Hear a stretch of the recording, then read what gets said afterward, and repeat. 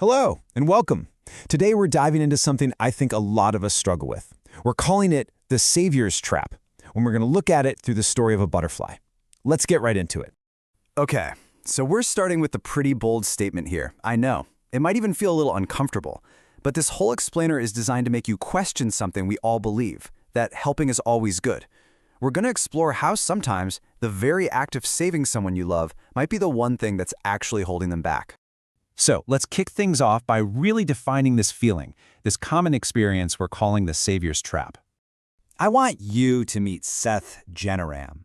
Now, he's not just some random name. He's a mirror for a feeling so many of us have felt. That deep, burning frustration.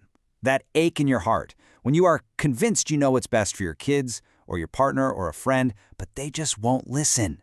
It's the pain of wanting to be their savior and feeling totally, utterly powerless. Okay, so to get a handle on this problem, let's step back and look at it through a really simple but powerful story. Let's talk about a butterfly's struggle. So, the story starts simply enough. A man is watching a butterfly, and it's in the middle of this intense, difficult process of trying to break free from its cocoon. You can just imagine it, right? It looks painful, it's slow, and it's a real fight. And as he watches this, his compassion just takes over. I mean, of course it does, right? It's so hard to watch something struggle. He thinks, I can end this suffering. I can help. So he gets a little pair of scissors and carefully snips open the cocoon, making it easy for the butterfly to get out. Seems like a simple act of kindness, doesn't it? But here's where we have to pause and ask the really tough question. In that moment of pure compassion, did he actually save a life? Or did he, with the best intentions in the world, actually steal something incredibly important from that butterfly? And here's the tragic answer. The butterfly came out, yeah, but it was weak. Its body was all swollen, and its wings were shriveled up. It never learned to fly. See, that struggle to get out of the cocoon wasn't pointless. It was nature's perfect design to push fluid from the butterfly's body into its wings, to give them the strength they needed for flight. The man, in his rush to help, robbed the butterfly of the very thing it needed to become what it was meant to be. And that story brings us to this really critical distinction. The man's action wasn't evil. It came from a deep misunderstanding between two very different forces: attachment versus wise love. Let's break this down.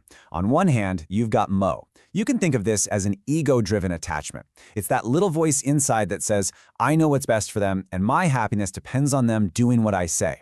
But on the other side, you have Prem, which is more of a wise, detached love. This kind of love says, I support you on your journey, even when it's hard, because I know that your strength has to come from you. And this idea is spelled out so clearly in the book Bal Nirman Ki Samasyaएं. It says that this ego-driven attachment, this moh, literally makes our children handicapped. It makes them dependent. Wise love, on the other hand, prepares them for the real world. The goal shouldn't be to just give them facilities, paving the road for them, but to actually teach them self-reliance. And the publication Akan Jyoti puts it even more bluntly. Think about it. If someone always walks on crutches, they never build the muscles to stand on their own. When we are that crutch, constantly solving their problems, making their calls, cushioning every fall, we are robbing them of the chance to develop their own strength. That dependency, it's a form of self-destruction. Okay, so this all builds up to a much higher spiritual principle that can really help us let go of that need to control everything. And that is the law of karma. And here we can look to an ideal, someone called Master Dinanath. He practices what's known as Sakshibhav, which is the state of being a calm, detached witness. Now, this doesn't mean being cold or that you don't care. Not at all. It means you understand that you can love someone, you can support them, but you still have to let them walk their own path and face their own music. You shift from trying to fix everything to just being a calm, steady presence. Akan Jyoti states this as an unshakable law. At the end of the day, we're all on our own journey. You can't carry someone else's karmic baggage, and they can't carry yours. Trying to shield the people we love from every single consequence is not just impossible, it's trying to fight against a fundamental law of the universe that says we all have to learn from our own experiences. All right, this brings us to the final and maybe the most important part of this whole discussion. If we accept all of this, what do we actually do? Well, it's going to require a sacrifice, but it's a sacrifice that will set you free. So I'm asking you, right now, as you look at this slide, if you truly, honestly want to empower the people you love, what is the one thing you have to be willing to let go of? The answer is really simple to say, but so hard to do. You have to let go of the savior ego. That's that part of you, that voice that whispers, they need me, they can't do it without me, only I can fix this. Letting go of that ego is the greatest act of wise love you can possibly give.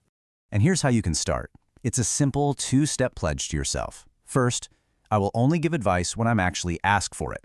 Period. Second, I will shift from being a crutch that they lean on to being a beacon of light. You know, like a lighthouse, a steady, guiding presence they can see, but they have to steer their own ship towards it. So let's just wrap up the key takeaway here. It's all about choosing self-reliance over that ego-driven attachment. Just remember, true love empowers, but attachment cripples. Struggle isn't the enemy. It's actually how we build strength. We have to honor everyone's individual journey, and in doing so, we can finally shift from being a frantic savior to a calm, wise witness. And of course, a quick but very important disclaimer. This is all for educational purposes. It's absolutely not a substitute for professional, medical, or psychological advice. If you have personal concerns, please consult a qualified professional. If any of this really hit home for you and you'd like to go deeper into these ideas, the source material for today's explainer comes from vicharkantibooks.org. Let go of the obsession to fix everyone else and connect with the journey of improving yourself. Thank you for joining me.